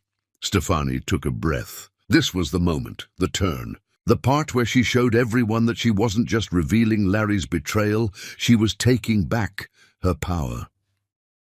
For weeks after I discovered the truth, I had choices to make. I could confront my husband privately, could try to save our marriage through counseling and communication, could do what society tells women to do, be quiet, be dignified, protect the man's reputation. She walked to the front of the stage, making sure everyone could see her clearly. But why should I protect him? Why should I be the one who carries the shame of his choices? Why should I let him control the narrative and play the victim? Gabriel Stone stood from his table. "Stefani, if you need anything, I need everyone to understand what's really happening here. Larry didn't just betray me as a wife. He betrayed me as a partner, as someone who helped build everything he claims as his own." New images appeared on the screen. Legal documents, corporate filings, proof of Stefani's contributions to the business that bore Larry's name. I was never just the supportive wife standing in the background. I was essential to our success. My relationships, my networking, my work, and while I stepped back to raise our son and support my husband's dreams, I never stopped being a part of what we built. She turned to look directly at Larry. He looked small now, broken, like a man watching his entire life collapse, and unable to stop it, so I made different choices. I took the time to understand the full scope of his betrayal, to document everything, and to ensure that when I walked away from this marriage, I wouldn't walk away empty-handed. Jasper Cole stood, holding a folder. He walked to the front and handed it to Stefani. "These are legal documents showing the transfer of assets, the reformation of our business structure. Larry Borger no longer controls the company we built together. The board voted, with full knowledge of his conduct, to remove him as CEO. The room erupted, people talking over each other. Larry stood again, this time with rage written across his face. "You can't do this! You can't just destroy everything we... Stefani's voice cut through the chaos. "There is no we anymore, Larry. You destroyed that the first time you climbed into bed with someone who wasn't your wife. I'm just making sure you understand the consequences." She held up the papers. "I now own 70% of Borger Industries. The board has voted to restructure under new leadership. Your clients have been notified. Your access has been revoked." She paused. "You gave Sienna your nights. I took your empire." Larry's face cycled through emotions, shock, rage, disbelief. He looked around the room, at faces that had once admired him, that now looked at him with contempt. "This is insane. Stefani, please, we can talk about this. We're done talking. We've been done since the moment you decided I wasn't enough." She turned back to the crowd. "I want to thank all of you for coming tonight. I know this isn't the celebration you expected, but I needed witnesses. I needed you all to see the truth. To understand that when someone betrays you, when someone takes your love and your trust and your years of devotion and throws them away, you don't have to suffer in silence." She looked at the women in the crowd specifically. "You don't have to protect men who hurt you. You don't have to make their lies easier to tell. You don't have to sacrifice your dignity for their comfort." Camilla started clapping. Slowly, others joined. Not everyone. Some people were too shocked, too uncomfortable. But enough. Enough women who understood. Enough people who'd been hurt and silenced and made to feel like their pain didn't matter. Stefani stood in her red dress with diamonds at her throat and the ruins of her marriage around her feet, and she felt powerful. The queen had just taken back her crown, and the kingdom would never forget it. Chapter 9. The Revelation. The aftermath of Stefani's revelation hit like a tidal wave. Security had to be called when several guests, Larry's supposed friends, began shouting at him. Others fled the venue entirely, unwilling to be associated with the scandal that was already spreading through text messages and social media posts. Stefani stood at the center of it all, calm and composed, while chaos swirled around her. Peter and Avery flanked her on one side, Camilla on the other. Her people, her army, the ones who'd stood by her when her world had cracked open. Larry tried one more time to approach her, desperation making him reckless. "Stephanie, please. Not like this. We can fix this. You can leave," she said coldly. "There's nothing left for you here. That's my son. Your son is standing beside me, making his own choice about where his loyalty belongs." She looked at Larry with eyes that held no warmth, no love, nothing but the cold assessment of a woman who'd already moved past him. "You had everything, Larry, everything, and you threw it away because you were bored, because you wanted to feel young again, because some blonde woman made you feel special." Sienna Hayes had already fled. Someone had seen her leaving in tears, her pale blue dress disappearing into the night like she'd never been there at all. The woman who'd thought she was special enough to steal another woman's husband had learned a hard truth. Men who cheat with you will absolutely let you burn alone. "I love you," Larry said. And it might have been the first true thing he'd said all night. "I still love you. I made a mistake, but nothing." Stephanie's voice was steel. "Love isn't just a feeling, Larry, it's a choice. It's choosing the same person every single day, even when it's hard, even when it's boring, even when someone prettier or younger or easier comes along. You didn't choose me, so now I'm choosing myself." Gabriel Stone approached as Larry was being escorted out by security. The older man's expression was grave, but not unkind. "Stefani, that took tremendous courage, or tremendous anger. Sometimes they're the same thing." He handed her a business card. "The board wants to meet with you next week. We need to discuss the transition plan, formalize your position as CEO, and handle the remaining logistics. But I want you to know you have our full support." "Thank you, Gabriel. And Stephanie, you did the right thing. We should have seen this coming. Should have known something was wrong when he started making careless decisions, when his focus wasn't where it should be. You saved the company by doing this." After Gabriel left, the venue slowly emptied. Some people approached Stefani with support, with apologies for not seeing what was happening, with admiration for her strength. Others left without speaking, uncomfortable with the messiness of it all, preferring their scandals to stay private and neat. Ivy Martinez approached with her usual efficiency. "We'll handle the cleanup." And Mrs. Bauer, "For what it's worth, I've worked hundreds of events, and I've never seen anyone handle themselves with more grace under pressure. Whatever happens next, you'll be fine." When the last guest had departed, when the lights had come back up revealing the beautiful ruin of what was supposed to be a celebration, Stefani finally allowed herself to feel the weight of what she'd done. Peter wrapped his arms around her. "Mom, you were incredible. I just destroyed my marriage in front of everyone we know." "You destroyed a lie. The marriage was already dead. Dad killed it." Avery hugged her next. "You're the strongest woman I've ever met." "I don't feel strong. I feel—" She stopped, unable to finish the sentence. Angry, sad, powerful, broken, victorious, destroyed. She felt everything all at once. Camilla took her hand. "Come on, let's get you out of here." "You can stay at my place tonight." "I should go home." "That's not your home anymore. Not tonight. Tonight you need to be somewhere safe. Somewhere you can fall apart if you need to." And Stefani did fall apart. In the car, in Camilla's guest room, curled up in borrowed clothes, the red dress discarded like shed armor, the diamonds returned to their box. She cried for the marriage she'd lost, even though she'd been the one to end it. Cried for the man Larry used to be, before he'd chosen to become someone who betrayed her. Cried for the years she'd wasted believing in. Forever.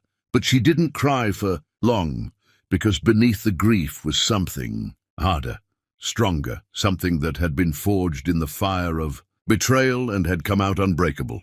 By morning, the story had spread everywhere. News outlets had picked it up. Socialite exposes husband's affair at anniversary party. Social media was on fire with opinions. Some people called her vindictive. Others called her a hero. The video clips that guests had recorded were going viral. Stephanie's words being quoted and shared and turned into memes about female empowerment. Peter showed up with coffee and breakfast. "Mom, you need to see this." He pulled up his phone, showed her the headlines, the trending hashtags. Stephanie Connell was #1 worldwide. One strand of hair was right behind it. "I've destroyed him," she said quietly. "He destroyed himself. You just made sure everyone knew about it." The legal fallout came fast. Divorce papers were filed that afternoon. Stephanie had had them prepared for weeks, just waiting for the right moment. Larry tried to fight, tried to negotiate, but the evidence was overwhelming. The affair, the misuse of company resources, the breach of fiduciary duty. By the end of the week, Stephanie had preliminary agreements for everything she'd demanded. The business, the house, security for her future. Larry would walk away with what he'd contributed and nothing more. Sienna Hayes resigned from her position and left town. Nobody heard from her again. Just another casualty in the war Larry had started. 2 weeks after the party, Stephanie stood in the office that was now officially hers. CEO of Connell Industries. She'd renamed it, removing his name entirely. The space was hers to shape, hers to build, hers to turn into whatever she wanted it to be. Gabriel knocked on the open door. "The transition is going smoother than expected. Clients are actually relieved. They're saying they should have been working with you all along. That's generous of them. It's honest." He sat down across from her. "Stephanie, I know you're still processing everything that's happened, but I want you to know this company is in good hands. Your hands. We made the right choice. I hope so." After he left, she sat alone in her office, looking out over the city. The same city that had watched her and Larry build their supposedly perfect love. The same city that had now watched her tear it down. She picked up her phone, opened her photos, looked at the picture she'd taken weeks ago, the cream scarf with its single blonde hair, the thing that had started everything. One strand of hair had destroyed a marriage, had exposed a liar, had given her back her power. She deleted the photo. She didn't need it anymore. The evidence had served its purpose. The war was won. Now came the harder part, learning how to live in the peace she'd fought for. Chapter 10. The Queen's Crown. 3 months later, the dust had finally settled. Not disappeared, Stephanie suspected. It would be years before the story of her anniversary party revelation stopped being whispered about in certain circles, but settled enough that she could breathe without feeling like she was constantly performing. The divorce was finalized on a Tuesday morning. Stephanie signed the papers in Jasper Cole's office with a hand that didn't shake, accepted his congratulations, and walked out into sunshine that felt different somehow, lighter, like the weight she'd been carrying had finally lifted. Larry had tried to reconcile. Of course he had. He'd sent flowers, letters, shown up at her office until security learned to turn him away. He'd begged Peter to intervene, to convince his mother to give him another chance. Peter had told him in words that made Stephanie proud that he'd lost the right to ask for chances. Now Stephanie stood in the office she'd built from the ashes of her marriage, looking at the plaque on her door. Stephanie Connell, CEO. Her name, her title, her empire. "You have a visitor," Ivy said over the intercom. Ivy Martinez had left event planning to become Stephanie's executive assistant. "She says it's personal." Stephanie almost laughed. Everything was personal now. Her business had become personal. Her success had become personal. The woman she was becoming had been born from the most personal betrayal imaginable. "Send her in." The woman who entered was young, mid-20s, with dark hair and anxious eyes. "Mrs. Boher? Or, I'm sorry, is it Miss Connell now?" "Stephanie is fine. And you are?" "My name is Naomi. She stopped, gathered courage. "I saw your video. The anniversary party. It went viral, and I watched it, and I needed to meet you. Sit down, Naomi. The young woman sat, twisting her hands in her lap. My husband is cheating on me. I found messages, proof, just like you did. And I didn't know what to do. Everyone keeps telling me to be quiet about it, to protect his reputation, to think about our kids. But then I saw you, and I thought, why should I protect him? Stefani felt something crack open in her chest. This was why she'd done it publicly. Not for revenge, though that had been part of it, but for this. For the women who needed to see someone refused to be silent. How long have you known? She asked gently. 2 months. I've been dying inside for 2 months while he comes home and kisses me and acts like everything's normal. I know that pain. How did you do it? How did you find the strength to burn everything down like that? Stefani was quiet for a moment. I realized that I'd spent my entire marriage being strong for everyone else. Strong for my husband when he needed support. Strong for my son so he'd feel secure. Strong for all the people who looked at our marriage and needed to believe love was real. And then I realized who was being strong for me. Naomi nodded, tears spilling over. So I decided to be strong for myself. Not in the way people expected. Quietly, privately, with dignity that protected my husband's feelings. But in the way I needed, loudly, publicly, with the kind of strength that said, I deserve better than this, and I'm going to make sure everyone knows it. I want to do that, but I'm scared. You should be. It's terrifying. But Naomi, let me ask you something. What's scarier, standing up for yourself, or spending the next 20 years wondering why you weren't worth fighting for? The young woman left an hour later with Jasper's card, with Stephanie's personal number, with the beginning of a plan to take back her own life. She wasn't the first woman who'd sought Stephanie out, and she wouldn't be the last. Stephanie had become something she'd never intended, a symbol. Women reached out to her constantly. Some wanted advice. Some just wanted to tell their stories to someone who'd understand. Some wanted permission to stop being silent. She gave it freely. That evening, Stefani met Peter and Avery for dinner. Her son looked lighter these days, like removing his father's betrayal from his life had freed him too. I got a call from Dad today, Peter said, picking at his food. He wanted to know if I'd have dinner with him. Stefani kept her expression neutral. What did you say? I said no, not yet. Maybe not ever. He looked up at his mother. Is that wrong? He's still my father. He is. And whatever relationship you choose to have with him is your decision. I won't influence it either way. He destroyed you. He destroyed our marriage. But I'm not destroyed, Peter. Look at me. Really look. Her son did. Saw his mother in a power suit that fit her perfectly, wearing confidence like jewelry. Saw her smile more easily than she had in years. Saw strength that had always been there but was no longer hidden behind the role of devoted wife. You're happy, he said, sounding surprised. I'm getting there. Some days are harder than others, but yes, I think I'm happy.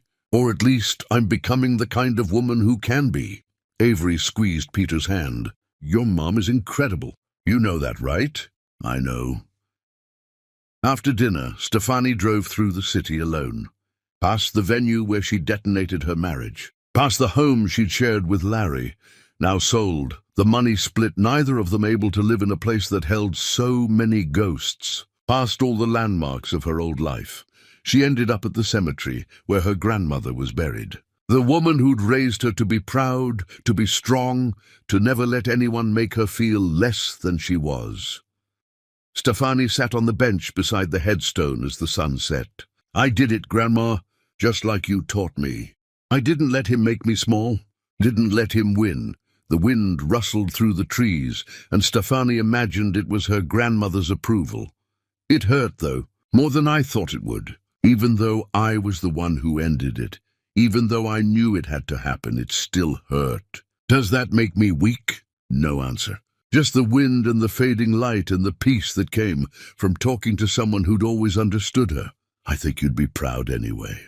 I think you'd tell me that strength isn't about not feeling pain. It's about feeling it and choosing to move forward anyway.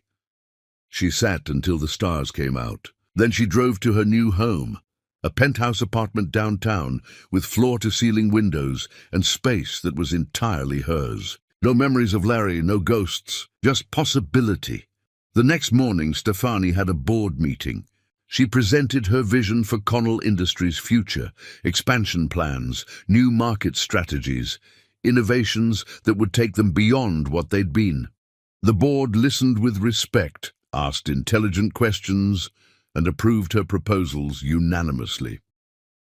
After the meeting, Gabriel pulled her aside. "Have you heard from Larry at all?" "His lawyers contact mine. But no, we don't speak directly." "Good, because I ran into him last week. He looks diminished, lost, kept asking if there was any way to get his position back." "What did you tell him?" "That bridges once burned rarely get rebuilt, and that the company is better off without him." Gabriel paused. "Was that too harsh?" "No, it was honest. The truth was, Stephanie didn't think about Larry much anymore. Some days she'd see something that reminded her of him. A song they'd danced to, a restaurant they'd loved, their son's mannerisms that echoed his father. But the sharp pain had faded to a dull ache, and even that was becoming less frequent. She was building something new, a life that wasn't defined by his choices, a future that belonged to her alone. One afternoon, Camilla came by the office with champagne and an impish smile.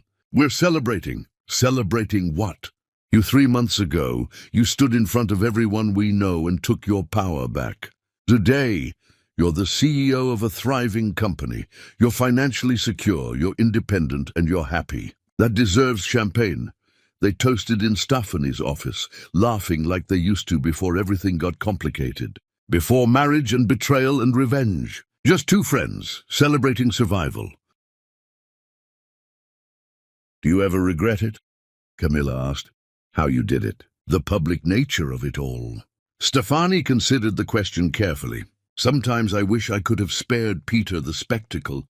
That's the only part I'd change. But the rest? No, I needed to do it that way, for me, to prove to myself that I wasn't going to hide or apologize or make his betrayal easier for everyone to ignore. The city hasn't stopped talking about it. Let them talk. I'm not ashamed." And she wasn't. The story had spread beyond their city, beyond their social circles. Stefani Connell had become a name people recognized. Women approached her at restaurants, in stores, on the street. Some thanked her. Some told their own stories. Some just wanted to shake her hand.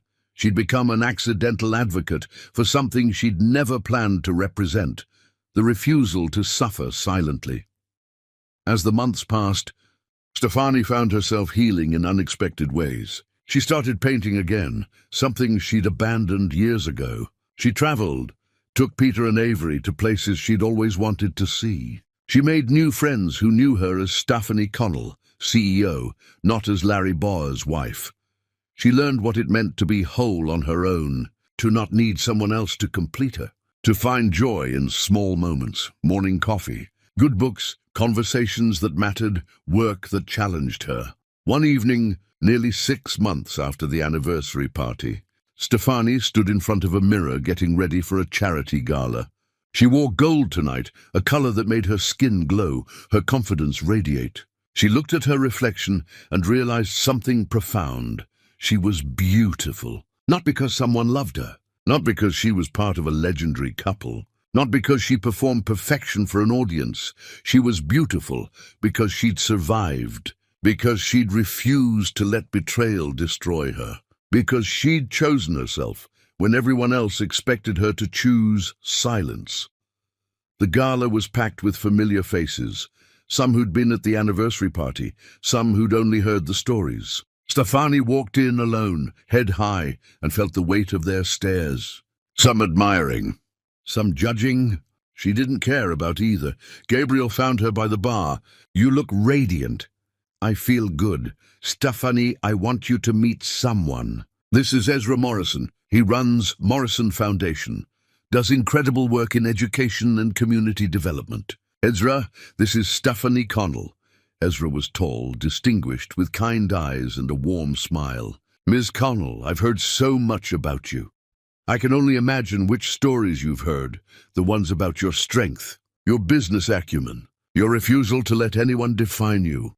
He extended his hand. "I'd love to talk with you about a potential partnership between our organizations." They talked for hours. About business, about community impact, about the responsibility that came with success. Ezra was intelligent, passionate, easy to talk to. And when the evening ended, he asked for her number. Not romantically, he made that clear, but professionally. "I think we could do incredible things together," he said. "If you're interested." "I'm interested." Walking to her car later, Stefani realized she was smiling. Not because of Ezra specifically, though he'd been pleasant company, but because she'd spent an entire evening being seen as herself, not as a victim, not as a vengeful ex-wife, just as Stefani, a woman with ideas and ambition and something valuable to offer the world. Back in her apartment, she poured herself wine and stood at the windows overlooking the city. All those lights representing lives being lived, stories unfolding, people choosing every day who they wanted to be. She thought about Larry sometimes, in a detached way, wondered if he'd learned anything from losing everything, wondered if Sienna Hayes ever thought about the role she'd played, wondered if the people who'd watched her marriage implode had learned something about the difference between performance and truth. But mostly, she thought about herself. About the woman she'd been, devoted, trusting, willing to sacrifice her own identity for love. And the woman she'd become, powerful, independent, unwilling to accept less than she deserved. Both women were real. Both had value, but only one of them was free. Her phone buzzed. A text from Peter. "Love you, Mom. Proud of you always." She smiled, typed back, "Love you too, baby. Thank you for standing with me." Another text, this one from Naomi, the young woman who'd visited her office. "Filed for divorce today. Scared but strong. Thank you for showing me how." Stefani felt tears prick her eyes. This was the legacy she wanted. Not the scandal, not the viral video, but the ripple effect of choosing herself, of showing other women that they could too. She walked to her bedroom, changed into comfortable clothes, washed her face. In the mirror, without makeup, without armor, she saw herself clearly. A black woman who'd been told she should be grateful for love, who'd proven she deserved more than crumbs. A queen who'd worn her crown through a lifetime of challenges, who'd had it knocked askew by betrayal, and who'd straightened it herself rather than waiting for someone else to do it for her. One strand of hair had started this journey, had unraveled everything she thought she knew, had forced her to choose between comfortable lies and painful truth. She'd chosen truth, and truth had set her free. Stefani Connell fell asleep that night in her own bed, in her own home, with her own future stretching out before her like an unwritten story. And for the first time in longer than she could remember, she couldn't wait to see what came next, because the queen had taken back her crown. And kingdoms built by queens never fell, they only grew stronger. The end.